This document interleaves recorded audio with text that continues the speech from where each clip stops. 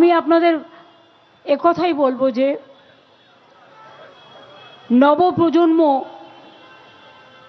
অন্য কোনো পার্টিতে তৈরি আছে কিনা আমি জানি না, কিন্তু তৃণমূল কংগ্রেসে আমি বহুদিন ধরে, একটা জেনারেশন নয়, আমরা যে টিমটা কাজ করে গেছি এতদিন, সিপিএমের আমল থেকে শুরু করে যারা লড়াই করেছে, মার খেয়েছে, অত্যাচার সহ্য করেছে, তারপরেও কিন্তু আমরা গর্ব করে বলি একটা নয়, দুটো নয়, আমরা 3টে জেনারেশন তৈরি করেছি। এবং যারা আগামী 50 বছর তারা তাদের কাজ মানুষের পাশে থেকেই করবে, এই বিশ্বাস আমার আছে। এসআইআর নিয়ে আমরা লড়াই করছি, ভাববেন না এটা শুধুমাত্র যাদের নাম কেটেছে তাদের জন্য। একবার ভাবছেন না, এখনো যদি আপনার ভোটার লিস্টের নাম থাকে, ভোটের দিনও কিন্তু অনেকে গিয়ে দেখবেন না অনেক নাম কেটে দিয়েছে। এটাও প্ল্যান আছে, ছক্কা পাঞ্জা। মনে রাখবেন, এরপর আসছে এনআরসি, এরপরে আসছে বঙ্গভঙ্গ, সবকিছুই ওই যে one note one vote, one party one election, one party one country, one politician one nation theory এটা হয়ে গেছে। কনস্টিটিউশনটা আজ আর কনস্টিটিউশনে নেই। বাবা সাহেব আম্বেদকর, যিনি ড্রাফটিং কমিটির চেয়ারম্যান ছিলেন, কনস্টিটিউশনকে তৈরি করেছিলেন।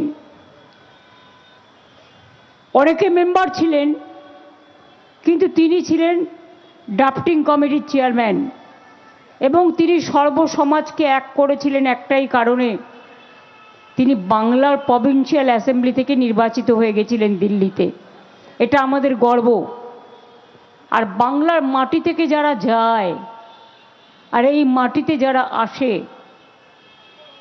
তারা নিজেদের কখনো হারতে শেখায় না, মাথা উঁচু করে চলতে শেখায়। সেই জন্যই বাংলায় যত মনীষী জন্মগ্রহণ করেছেন, যত মহান পিতামাতা জন্মগ্রহণ করেছেন, অনেকের নাম আমরা জানি, তাদের নাম আমরা সর্বদা উচ্চারণ করি, কিন্তু অনেকে আছে যাদের নাম আমরা জানি না। কিন্তু বলুন তো, গান্ধীজি তো গুজরাটে জন্মগ্রহণ করেছিলেন, কিন্তু গান্ধীজির জীবনের সবচেয়ে গুরুত্বপূর্ণ মুহূর্তগুলো বাংলায় কেন কেটেছে? কারণ তিনি বুঝেছিলেন ইন্ডিয়া, পাকিস্তান আর বাংলাদেশ স্বাধীনতার আগে এটাই ছিল সম্পূর্ণ ভারত। দেশভাগের পরে যাতে যে যার মতো স্বাধীনভাবে স্বাধীনতা নিয়ে, শান্তি নিয়ে, সম্প্রীতি নিয়ে বসবাস করতে পারেন, দাঙ্গার বিরুদ্ধে তিনি গান্ধীজি বেলেঘাটার গান্ধী ভবনে বসেছিলেন। তিনি অনেকবার কখনো অনশন করেছেন, কখনো ধর্ণা করেছেন, কখনো অবস্থান করেছেন, এবং একবার তো রবীন্দ্রনাথ ঠাকুর নিজে গিয়ে গান্ধীজির অনশন ভাঙিয়ে এক গ্লাস ফলের রস খাইয়ে বলেছিলেন, জীবনও যখনও শুকায় যায়, করুণা ধারায় এসো। এগুলো ইতিহাস, নতুন করে আমার বলবার প্রয়োজন নেই। বাংলার ইতিহাস, বাংলার নবজাগরণ, বাংলার সংস্কার, স্বাধীনতা আন্দোলনে বাংলার অবদান, এটা আমরা সবাই জানি। তাই সেদিনের পরম্পরা থেকে শিক্ষা পেয়েছি আমরা, সবাইকে নিয়ে চলতে হবে। যারা নিজেদের হিন্দু ধর্মের ধারক বাহক মনে করেন, শুনুন, ধর্মের ধারক বাহক হতে গেলে মনটাকে আগে পরিষ্কার রাখতে হয়, হৃদয়টাকে মুক্ত রাখতে হয়, হৃদয়টাকে মানবিক হতে হয়, হৃদয়টাকে সংস্কৃতি মনা হতে হয়, হৃদয়টাকে সবার জন্য খুলে রাখতে হয়। আমি শ্রীকৃষ্ণের উপদেশ মাঝে মাঝে শুনি। তিনি একটা জায়গায় বলছেন, তুমি হাতের 5টা আঙুল যদি একসাথে করো মুঠো হয়ে যাবে, একটা আঙুল দিয়ে কিন্তু মুঠো হয় না। ইন্ডিকেশনটা বুঝতে পারছেন? যে সবাইকে নিয়ে চলা। মনে রাখবেন, আমাদের যত মনীষী সারা দেশে আছেন,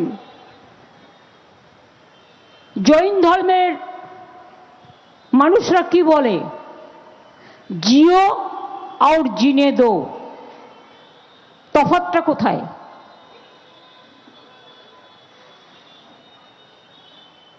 ছট পুজো যখন হয়, আমি তো দেখি ছট পুজোর মিছিল যায়, আমি প্রত্যেকবারে যাই, সুযোগ হয় আমার। ওয়াটগঞ্জের মুসলিম এরিয়া দিয়ে মুসলিম মা বোনেরা দল বেঁধে দাঁড়িয়ে থাকে।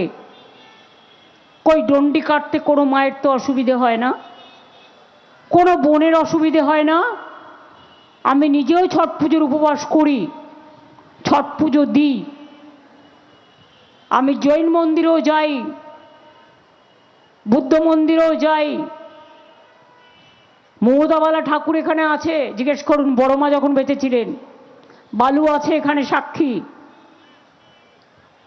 বড় মা যখন অসুস্থ হতেন, আমরা বিরোধী দলে ছিলাম, বালু আমাদের খবর দিতেন, আর আমরা তাকে নিয়ে এসে কোনো একটা নার্সিংহোমে ভর্তি করে ট্রিটমেন্ট করতাম। কতবার হয়েছে এ ঘটনা। কিন্তু দুঃখ পাই যখন তাদেরও ভুল বোঝায়। বিজেপি তো মতুয়াদের সর্বনাশ করে দিয়েছে।